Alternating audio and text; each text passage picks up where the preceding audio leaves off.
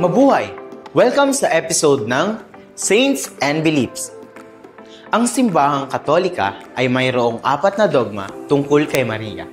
Una, naniniwala tayo na si Maria ay ang ina ni Jesus, na Diyos. Sa makatuwid, siya ay matatawag na ina ng Diyos. Pangalawa, naniniwala tayo na si Maria ay mananatiling birhen bago siya ipinanganak, habang ipinapanganak, at pagkatapos ipanganak si Jesus. Dahil siya ay naglihi sa pamamagitan ng Espiritu Santo at ganap na hinirang para sa Diyos lamang. Ikatlo, tayo ay naniniwala na si Maria ay pinaglihi mula sa sinapupunan ni Santa Ana at walang bahid ng kasalanang mana.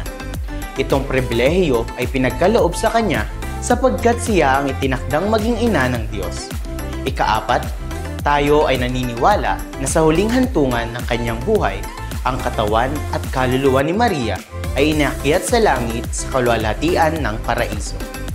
See you sa susunod na episode ng Saints and Beliefs, na handog ng Labora Media ng St. Benedict Parish.